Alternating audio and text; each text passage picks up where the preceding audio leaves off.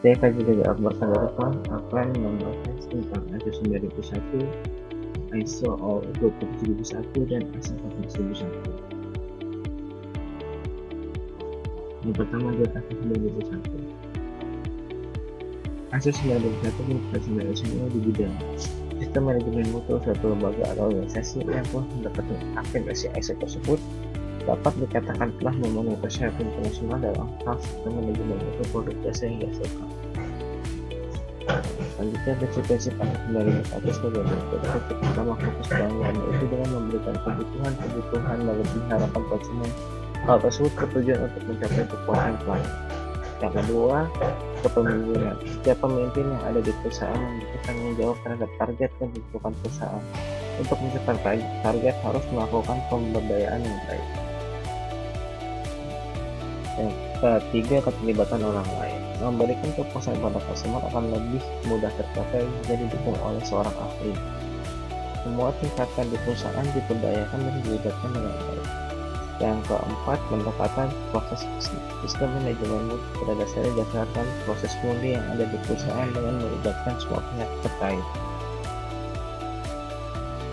Prinsip kelima, peningkatan terus-menerus. Perusahaan yang bertahan dalam persaingan dunia industri adalah perusahaan yang fokus melakukan improvement. Yang keenam, pendekatan faktual dalam pembuatan keputusan, yaitu dengan membuat keputusan berdasarkan data dan fakta yang ada. Dan yang ketujuh, merupakan hubungan pemasok yang saling menguntungkan. Mengelola hubungan yang baik antar pihak-pihak di perusahaan, misal pemasok, karyawan, mitra bisnis, dan lainnya, akan mempertahankan perusahaan dengan kesuksesan dan mampu bersaing.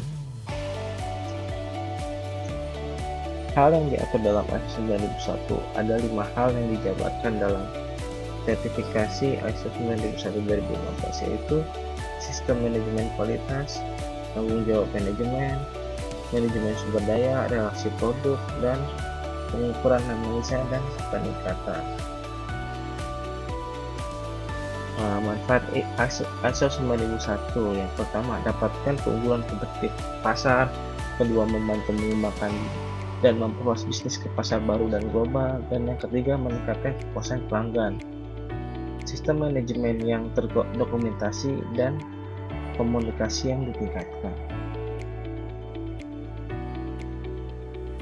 Selanjutnya, ISO 27001.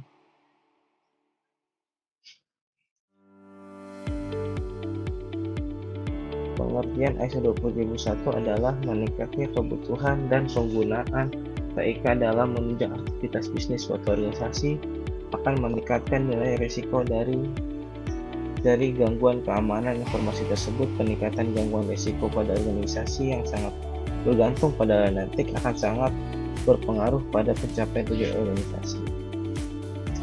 Fungsi ISO 27001. Yang pertama, melindungi reputasi lembaga atau organisasi. Serangan diri lindungi telah menjadi ancaman yang sangat serius belakangan ini. Dan yang kedua, mempertahankan konsumen. Semakin banyak konsumen yang tertarik pada lembaga atau organisasi yang bisa melindungi data pribadi mereka, karena itu keamanan data konsumen merupakan suatu prioritas. Fungsi ISO 27001.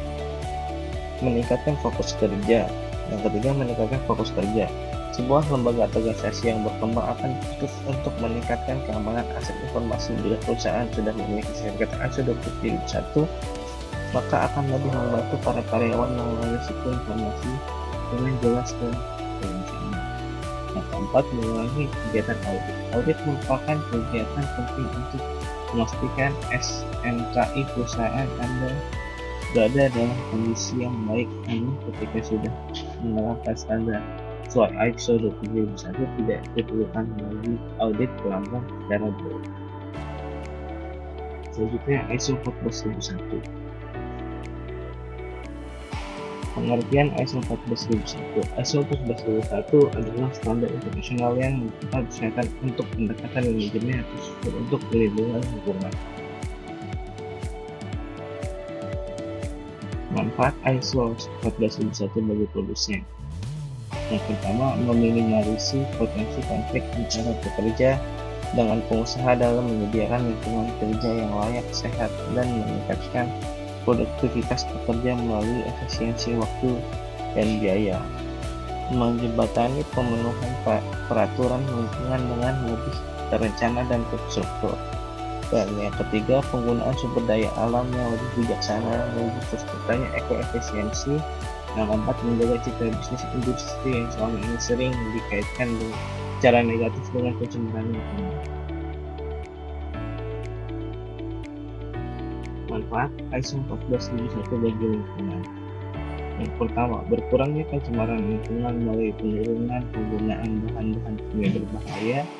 Yang kedua, pengurangan limbah berbahaya dan dapat mengurangi gangguan sosial yang berasal dari keberadaan industri itu sendiri. Misal, mengurangi keemisian polusi air, polusi udara, kemacetan, dan social responsibility. Selanjutnya, tujuan ISO 14001. Yang pertama, meninjau tentang tujuan perusahaan mengenai lingkungan. Yang kedua, analisis dampak lingkungan dan syarat-syarat atau kewajiban mematuhi peraturan lingkungan. Yang keempat, menentukan tujuan dan target untuk mengurangi dampak lingkungan sekaligus mematuhi peraturan terkait. Yang keempat, merumuskan program-program yang sesuai dengan tujuan dan target di atas. Yang kelima, mengukur dan memantau setiap perkembangan yang terjadi dalam proses mencapai tujuan yang telah ditentukan. Yang keenam, memastikan para karyawan memiliki kesadaran dan kompetensi lingkungan. Yang ketujuh, mengulas kemajuan SRL dan meningkatkan performanya dengan cara melakukan perbaikan terus-menerus.